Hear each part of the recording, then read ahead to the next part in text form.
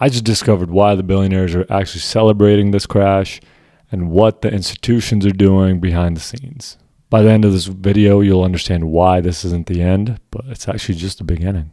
All right, look, I get the fear, right? Everyone's fearing. Bitcoin dropped, 16%, 16% in the last month or so. Everyone's saying the bull run's over. Crypto Twitter is just in full fear capitulation mode. But while retail is panicking, something just completely different is going on in this institutional world. Here's what nobody's talking about. This crash created the perfect storm for the biggest wealth transfer in history. Because while you're reading headlines about Bitcoin being dead, JP Morgan just maintained their 170K target, Citibank as well. They're saying 181K in 2026 in the next 12 months because of the ETF flows.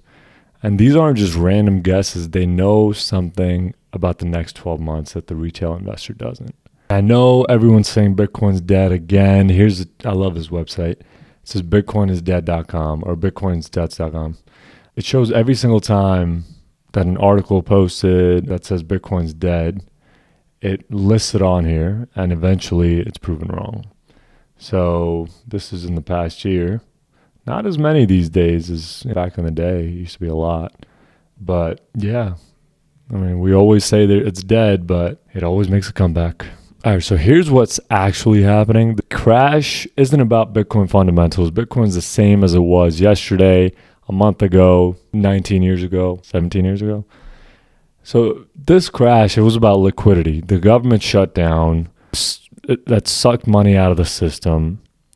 And the key now is quantitative tightening is ending and QE is about to begin. And more rate cuts are likely happening December 1st. We'll find out. But, Jerome Powell last month or a couple weeks ago, he mentioned that, the QT is ending. What does that even mean, right? QT, QE, what the hell am I talking about? Translation is they're about to flood the system with liquidity. And when that happens, assets like Bitcoin, they don't just recover, they shoot up. Here's a tweet from James Lavish reiterating the same thing. QT is over. Stick a fork in it and bring QE, not QE. And what he's talking about, not QE, is because the Fed won't say that it's QE outright, but it'll just be a new, confusing way of actually buying back their own debt and inserting liquidity into the system. Because everyone knows QE is inflationary, but they don't want to say that outright. So they have to figure out a way to say it in a different manner. This is recent as well. Trump, he was floating the idea of $2,000 stimulus checks, just like COVID time.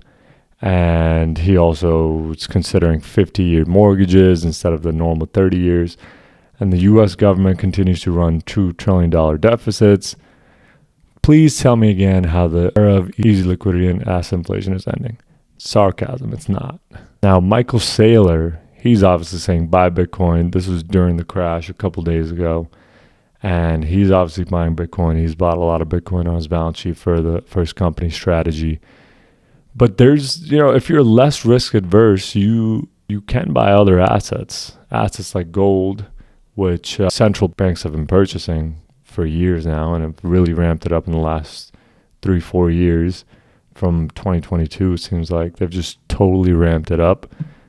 And you can see that they know fiat currency is losing credibility, and gold is insurance policy, so they're gonna take that chance with gold. But the thing is, Bitcoin is a superior asset, and I've done a video on this, and I'm gonna link it again here, of why it eventually in the long run wins and why gold in the past failed as well. It's the only asset that's both too digital and is truly scarcer than gold, right? And institutional adoption is accelerating at a rapid pace as well and not slowing down at all. Here's a tweet from this guy, .eth, but we're going to ignore the .eth for now. But these were the stimulus checks back in 2020. They were $1,200. And look what they're worth now. If you invested it the day you got it back in 2020 into Bitcoin, you would have $21,000 today. That's a 1,600% return. And I assume that's the same thing that's going to happen if these $2,000 payments actually plan out. Here's the real secret, though. that billionaires know, this isn't just about Bitcoin or crypto. This is about a fundamental shift in monetary policy. Central banks around the world are cutting rates, they're printing money, and in turn, they're going to lose control of their inflation. And when currencies lose value, hard assets win. And Bitcoin is the hardest asset ever created. Only 21 million exists. Everyone knows that. Probably 15 million with the lost coins now. Here are the rates again. Everyone is cutting, almost everyone. Japan is hiking, and Taiwan and Brazil. I doubt that'll be for much longer, as everyone else is cutting. They'll be soon to follow.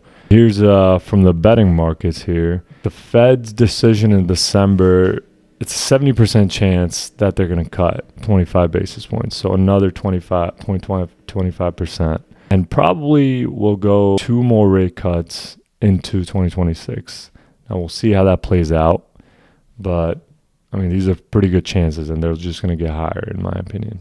Here's what billionaires are actually positioning for, though, the next phase of the institutional adoption. We've had the ETFs, we've had companies like MicroStrategy, Now Strategy, MetaPlanet, etc. So next, what's coming next? It's the pension funds, sovereign wealth funds, and eventually central banks by themselves. And here's a little tweet. Japan is now mining Bitcoin with state-backed funds.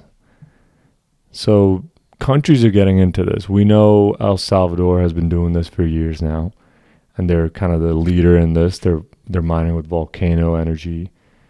Other countries will follow. I mean, they have to, or they'll be left behind. When that happens, when countries and sovereign wealth funds arrive, these projections by Citi and JP Morgan, it's not going to be 180K, 200K. We're going to be looking at 500K, $1 million, or even higher. Now, regarding the timing of this crash, it's perfect. We're exactly at the moment when monetary policy shifts from tight to loose, when liquidity returns to the system, when institutional FOMO kicks in. And this is actually exactly what happened in the 2020 crash and COVID. Another chart here by .eth Quinton guy. I don't know why he buys ETH, but, to each their own. Good chart here. So let's zoom into this chart really quick here. So here's the pattern, right? March 2020, we had the crash, and then massive money printing, then the biggest bull run, right, in history, really, in 2020. And this time, we can argue that the pattern's repeating. We'll find out if it actually goes to 280K or whatever it might be. But pattern seems to be repeating. While everyone else is panicking, you need to be calculating and seeing if this is the time to sell when it's lows and everyone's fearful. The fear to greed index is in the 20s. Everyone's fearful. That's the time to be buying, in my opinion. I mean, it's not financial advice, of course. Do your own research. But I would consider dollar cost averaging here into Bitcoin during the weakness. Again, not financial advice. I'm just sharing what the smart money appears to be doing. They're using the retail panics as their buying opportunity. All right, so step 1, understand that this isn't a Bitcoin crisis, it's a liquidity crisis, just like 2020. Step 2, consider building positions in these hard assets like Bitcoin and gold, depending on your risk tolerance. Step 3, hold through all the noise and just let the monetary policy and the fundamentals play out.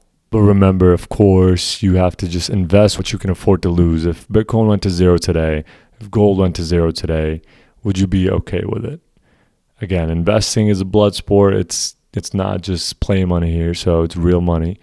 Only invest what you are willing to lose. Look, I can't predict the future, but I can look at the patterns and try to see if these things play out. The question is, are you going to panic with the crowd, or are you going to follow the smart money and see what they're doing, why they aren't freaking out?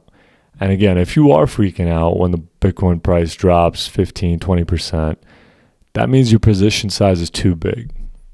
Lower your position size, go into cash, go diversify into gold or the S&P, whatever you want to do, and just hold on.